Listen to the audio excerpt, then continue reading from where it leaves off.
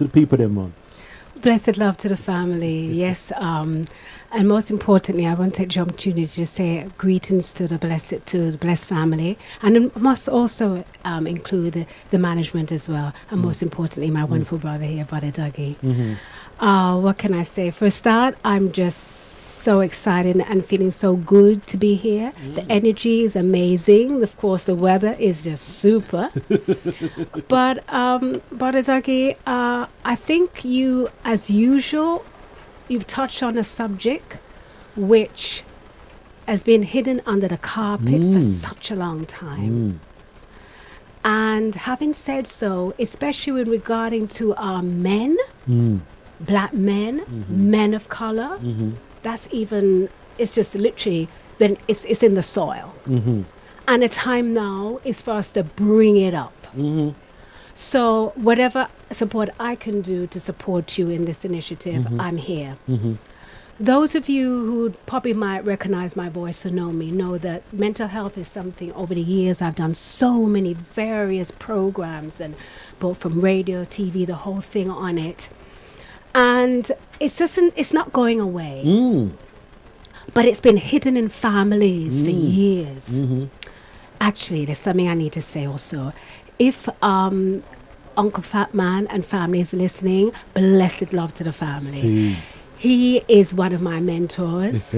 And so I'm just, when I hear his name mentioned a few minutes ago, it was like, wow. So blessed love to the family and everyone as well. But come back to this.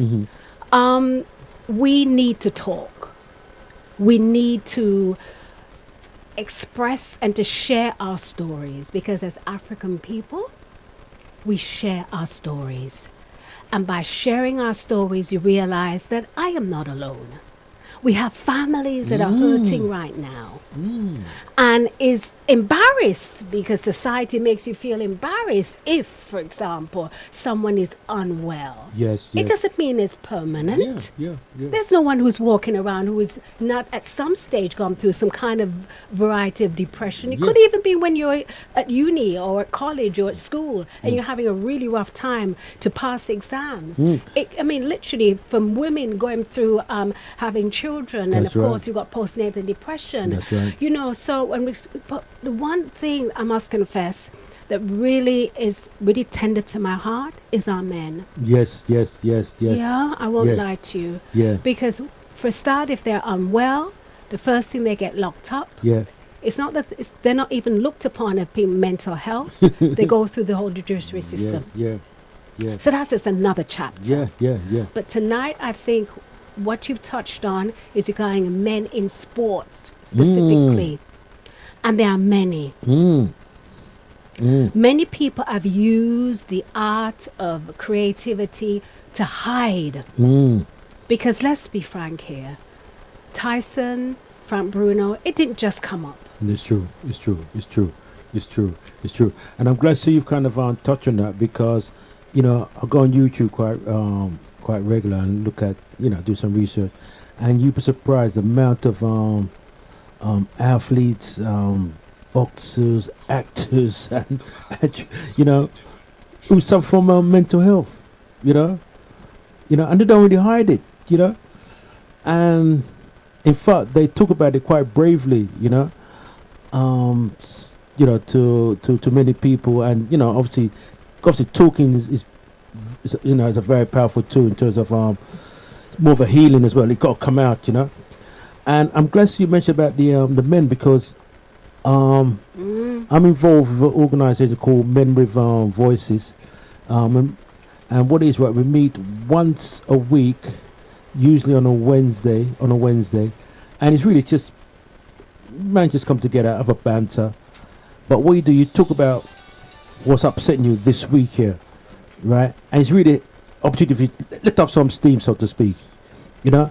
And it's so powerful because, and it's in a trust environment, that trust circle environment, but it's so powerful because men don't really talk. And if you create an environment where men just come together and just let off steam, you know, because, you know, you could pressure of your wife, you know, family at work, because where's another place where people get depressed, you know what I mean?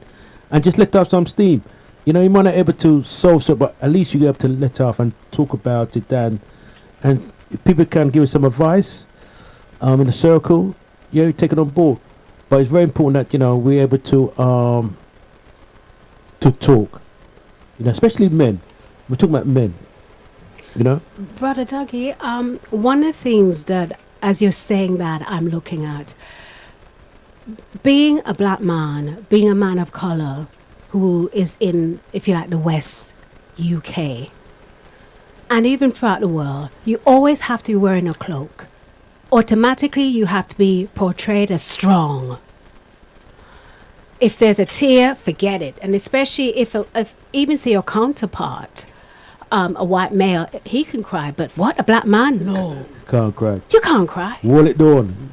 You know what I mean? Now, traditionally, our men were always in groups. Our men was always sitting down reasoning. Now, if you see a group of black men together, there's a suspicion. What's going on? Yeah.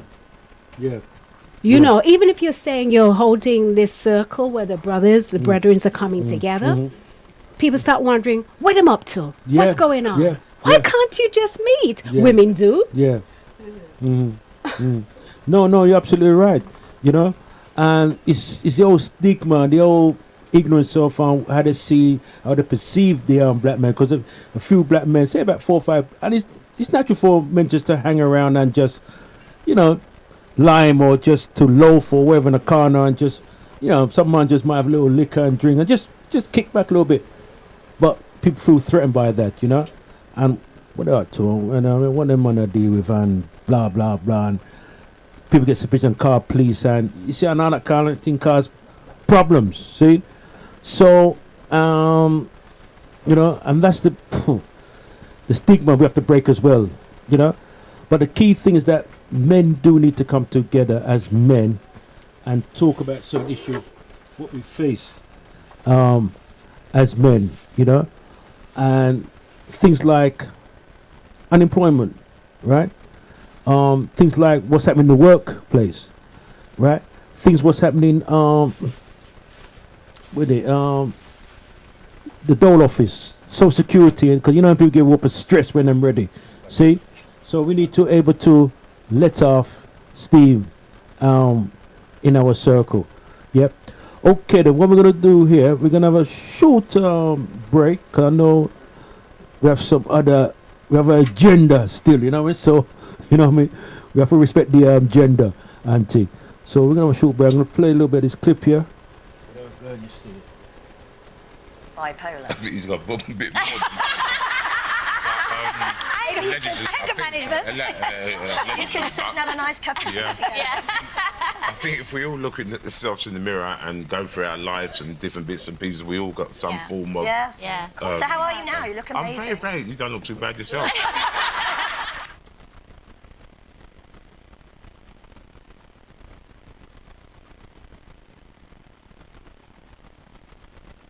Hal hath no fury like Tyson Fury. It's obvious that you are in your element here, my friend. It's obvious that you get a big kick out of this, but at the end of the day, you've now got to get ready in the gym for what is going to go down December 1st. And first, for me, congratulations on being here at this point in your life, overcoming what you've had to do, being a huge mental health advocate. I salute you. You're a role model and an inspiration. Thank you. How difficult was the comeback? It was very difficult, but I was very motivated and very determined to get back to where I left off. You know, I left off as the undefeated, undisputed heavyweight champion of the world, and I picked right back up where I left off nearly 3 years later. So that's